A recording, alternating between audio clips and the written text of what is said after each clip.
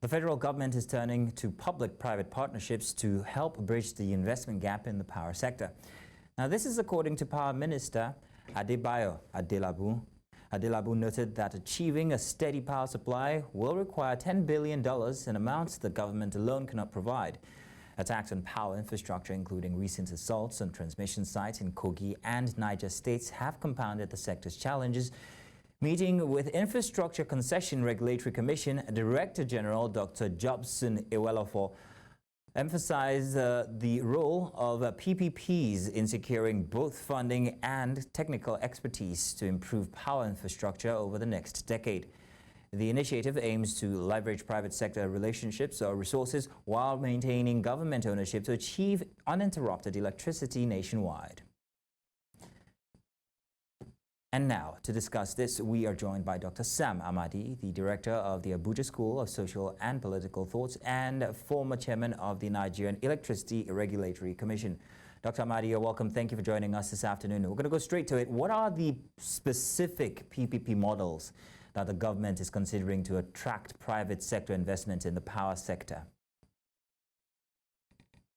Well, I don't know what government is considering, but I know that conventionally, they're not going to invent the wheel. So the PPP could be, build, maintain, transfer, build, own, manage. So different model. But the key to our PPP is, forget the name, it's basically that government would want private sector to participate in some way, usually by providing capital to make investments and then, recover cost plus profit, or government can be asked to manage already established platforms on behalf of government and maybe pay government royalty or share profit. So the primary thing here is that the minister says that they're going to get the private sector involved in PPP. By the way, we've privatized the sector. The major link, Disco, has been privatized, so there's no new PPP in Disco. Those are private entities as of today for all three purposes. Okay, the transmission network is still what is. Yeah, noting what you said from before, not knowing what the government exactly is going to say, is going to do. However, if they were to go with this initiative, the PPP initiative, what are the risks that they could face? Well, the risk are always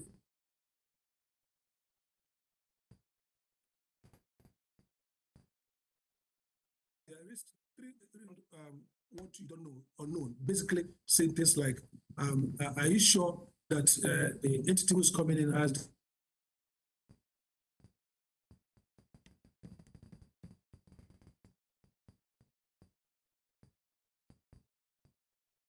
package financial derivatives and show up as if the entities have financial capacity to deliver? So that's a risk to focus. I'm sorry, Dr. Amadi. Dr. Amadi, we actually lost most of what you said because the network was going on and off. So apologies. If you'd start again, we had asked about the risks that the government might face if they were to go by this initiative. Yes, Dr. Amadi. The capacity to really manage the network.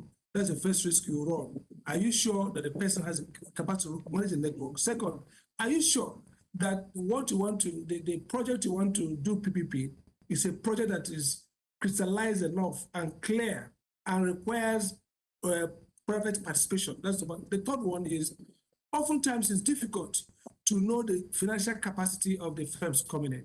And so I think that the government is right to use PPP to drive power sector.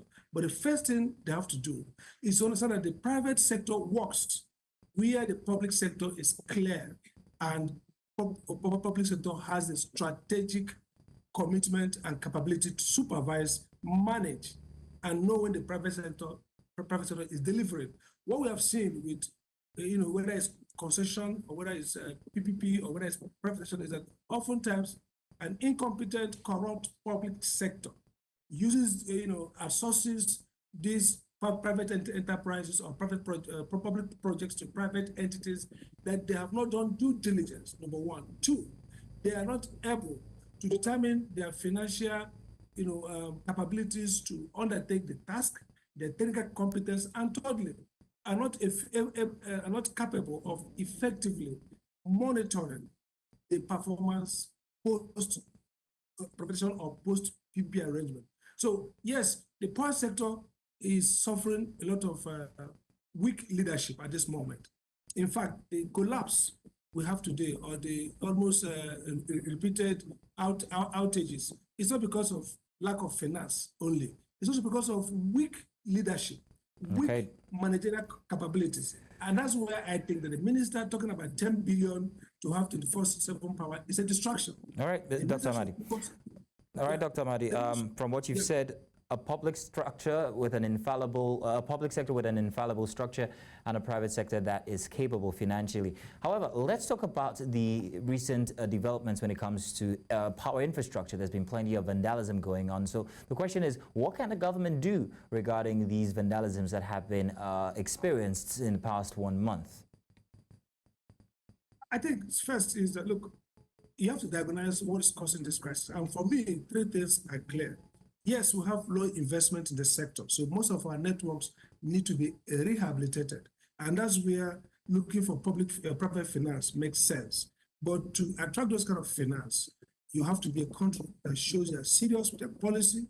And there's no serious investors going coming to Nigeria today if they're not, if the rule of law framework is still poor. Nigeria scores very low, about 34 out of 45 countries in Africa in assessment of rule of law index. So again, we're not going to be very attractive to real players. The second is that you have to look at the managerial component. Like I said, some of these failures, outages, are sort of negligence, weak management at the level of TCN, at the level of the ministry. So I think that what is so evident is that the president needs to change the team. They need to improve the quality of leadership. Again, this is also what will help you attract investment. Many of the real players would like to see some degree of improvement in the policy side, in the managerial side, that you have reduced their losses, that their sector is a little bit stable, then they will come in to expand capability.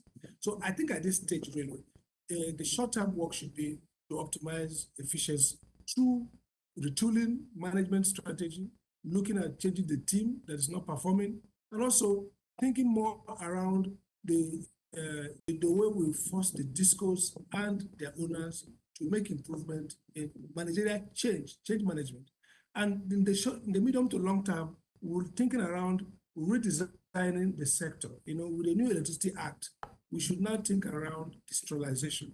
Okay. The states are already creating new laws on the Electricity Act, but creating state electricity market. But we're not seeing that, you know, rigorous, well-considered, you know, process in which we will decentralize the sector in a way that states can collaborate around regions, Southwest, for example, South-South, Southeast, North. So with that level of regional integration instead of centralization, you begin to see a more manageable grid, and you begin to isolate failure so that you don't have to have national outage. If some areas are failing, then other areas can improve. So I think we need a lot more rigorous thinking on policy, on managerial structure and technical efficiency, and then hope that we can get more investors to expand in the medium to long term. But the short term is failure of leadership and poor managerial skills. All right, then. Dr. Amadi, I want to say thank you very much for joining us this afternoon on the news. Thank you, sir.